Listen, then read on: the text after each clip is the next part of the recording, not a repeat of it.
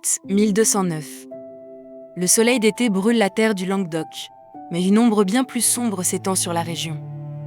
L'armée croisée, forte de près de 20 000 hommes, avance inexorablement.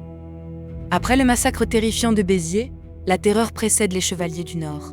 Leur nouvelle cible se dresse, fière et imprenable sur sa colline rocheuse, la cité fortifiée de Carcassonne.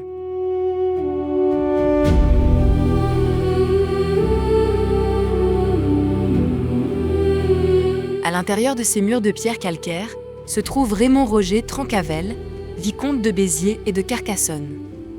Âgé de seulement 24 ans, ce jeune seigneur n'est pas cathare lui-même, mais il a choisi de protéger ses sujets, refusant de livrer ce que l'Église considère comme hérétique.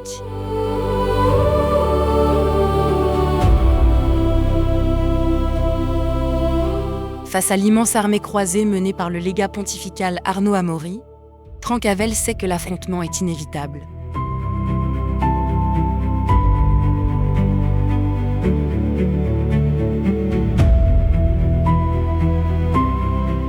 Le 1er août, les croisés encerclent Carcassonne. La ville est puissamment fortifiée, mais elle souffre d'une faiblesse fatale. Elle est surpeuplée par les réfugiés fuyant l'avancée de la croisade, et surtout, elle est éloignée de sa principale source d'eau, le fleuve Aude.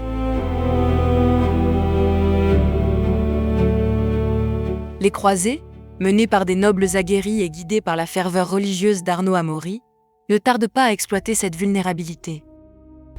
Dès les premiers jours d'août, les assauts se succèdent. Les faubourgs tombent un à un.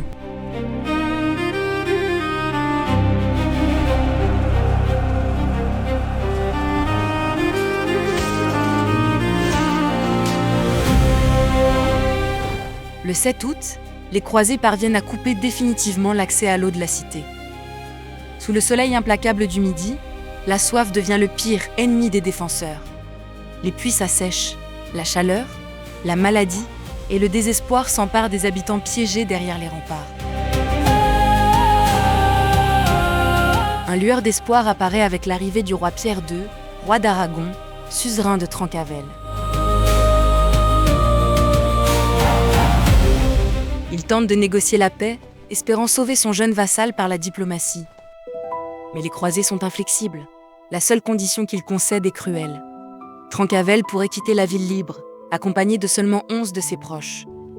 Le reste de la population serait laissé à la merci des assiégeants. Le jeune vicomte, fidèle à son honneur et à son peuple, refuse catégoriquement. Il choisit de rester et de partager le sort de ceux qu'il a juré de protéger.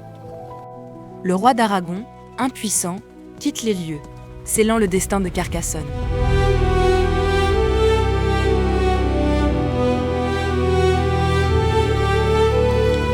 Le 15 août, après 2 semaines de siège et de privations insoutenables, la situation est désespérée. Sachant qu'un assaut final se solderait par un nouveau massacre, pire encore que celui de Béziers, Raymond Roger Trencavel prend une décision héroïque. Il accepte un sauf-conduit pour se rendre dans le camp des croisés afin de négocier la reddition.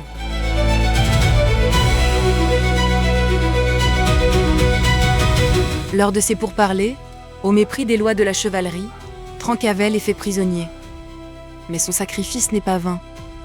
En échange de sa reddition, il obtient la vie sauve pour tous les habitants de Carcassonne. Ces derniers sont forcés de quitter leur ville, chassés sur les routes, n'emportant avec eux que les vêtements qu'ils portent sur le dos. La cité tombe, intacte, aux mains des croisés.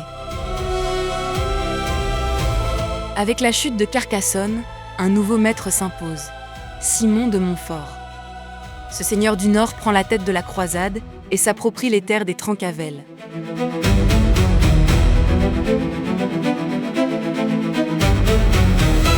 La guerre, d'abord religieuse, révèle désormais son véritable visage. Une conquête politique et territoriale qui va déchirer le Languedoc pendant des décennies. Quant à Raymond Roger Trencavel, le jeune vicomte qui avait sacrifié sa liberté pour sauver son peuple, il ne reverra jamais la lumière du soleil languedocien. Enchaîné dans ses propres cachots, il s'éteint le 10 novembre 1209, à l'âge de 24 ans, officiellement de dysenterie. Les rumeurs d'empoisonnement ne cesseront jamais de hanter la mémoire collective.